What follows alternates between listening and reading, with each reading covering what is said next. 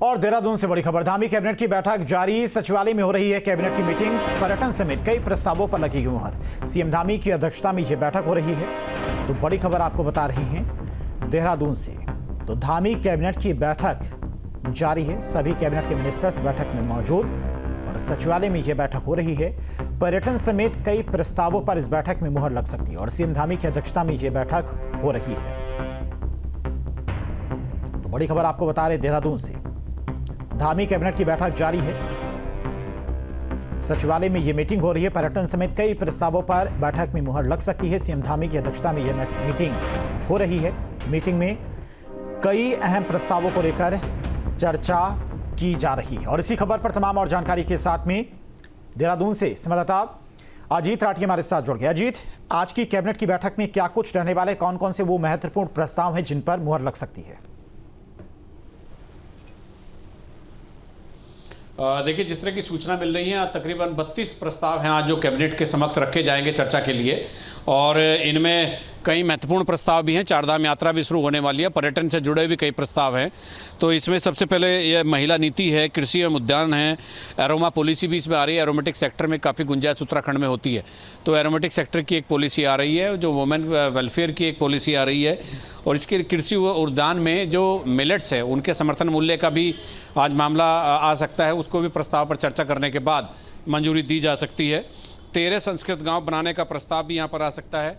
और किताबों के साथ सरकारी स्कूलों में कॉपियां भी फ्री देने पर एक प्रस्ताव यहां पर लाया गया है। इसके साथ ही सहकारिता में सचिव और स्वास्थ्य में लैब असिस्टेंट विभागीय ढांचे में परिवर्तन का भी एक प्रस्ताव यहां पर है। तो 2 कोऑपरेटिव और हेल्थ डिपार्टमेंट, तो ये कई तरह के ऐसे प्रस्ताव वहाँ से आ रहे हैं जिनका ढांचे का एक पुनर्गठन होना है, कुछ नए पद सृजित होने हैं।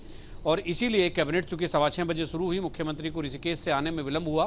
पहले ये कैबिनेट 5 बजे से थी, लेकिन 6:15 साढ़े 6 बजे के आसपास शुरू हो पाई। अभी मैं सचिवालय में हूँ, मेरे पीछे सचिवालय की इस बिल्डिंग में मुख्यमंत्री के चतुर्थ तल पर ये बैठक चल रही है। मुख्यमंत्री की अध्यक्षता में 4 से 5 मिनिस्टर उसमें मौजूद हैं और तमाम जो बड़े प्रस्ताव हैं जो मैंने अभी आपको बताए हैं, वो प्रस्ताव चर्चा के बाद वो पास किए जाएंगे। कुल प्रस्ताव 32 बताए जा रहे हैं, लेकिन जो मेन है वही जो महिला नीति है या एरोमा पॉलिसी है या इस तरह के जो प्रस्ताव हैं उन पर चर्चा होगी और उनको पारित आज यहाँ कैबिनेट से कराया जाएगा। जी अजय, देखिए, चारधाम यात्रा भी शुरू होने में बहुत कम वक्त बचा है, तो आज की कैबिनेट की बैठक में चारधाम यात्रा को लेकर भी क्या कुछ रणनीति बनाई जा सकती है? उसको लेकर भी कोई अलग से क्या प्रस्ताव पास हो सकता है? हाँ, देखिए, ये चूँकि चारधाम यात्रा बहुत ही संवेदनशील और बहुत महत्वपूर्ण धार्मिक यात्रा है।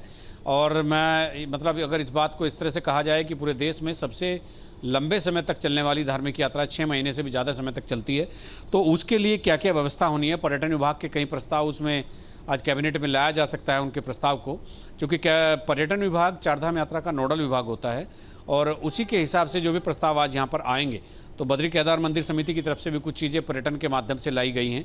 तो क्या किस तरह से सुगम और सुरक्षित यात्रा बनाई जाएगी, उसके लिए इंफ्रास्ट्रक्चर के लिए या नीतिगत क्या क्या निर्णय लेने चाहिए, क्या क्या आवश्यकता है, उनको लेकर के भी आज चर्चा होने की उम्मीद जताई जा रही है। जी।